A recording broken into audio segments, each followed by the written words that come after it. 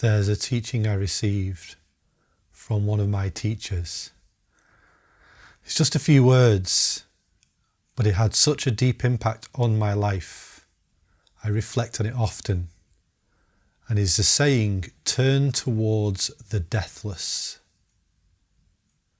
In any moment, in practice, in meditation, in life, what would it be to turn towards the deathless? Now you might be thinking, I don't know what that means. That seems really kind of mysterious. What the heck is the deathless? And yeah, you're right to think that.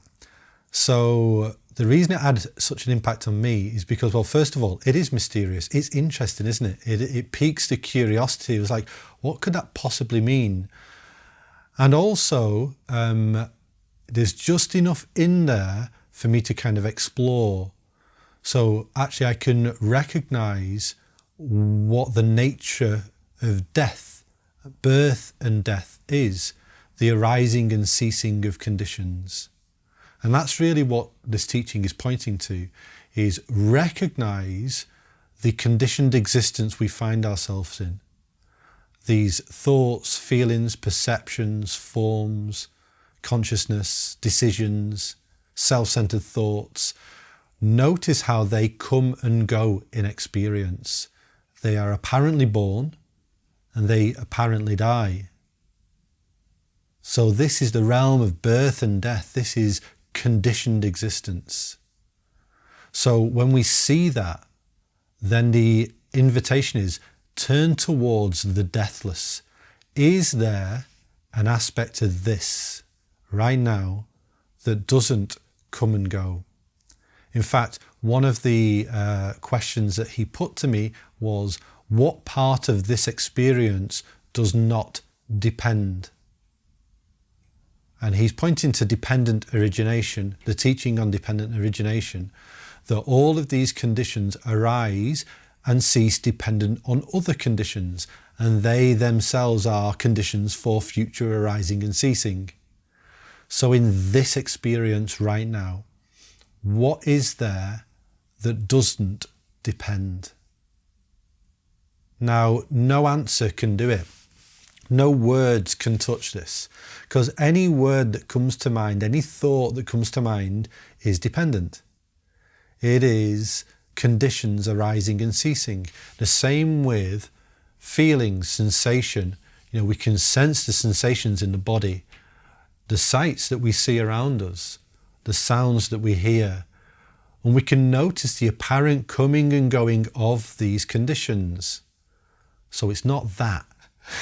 This is where it gets quite confusing. Well, for the mind, it's utterly confusing. The mind cannot penetrate what I would call the unconditioned. This is what the deathless realm, Aramavati in Pali, this is what the deathless realm represents, the unconditioned, unborn, unmanifest, clearest nirvana, freedom. When we recognized our true nature, that our true nature is not bound to this conditional arising and ceasing, we find freedom. That compulsion to try and be someone grabbing hold of something, it ceases, it relaxes. We can rest in our unconditioned truth, which is right here. So what would it be in any moment? I mean, this is particularly good in meditation.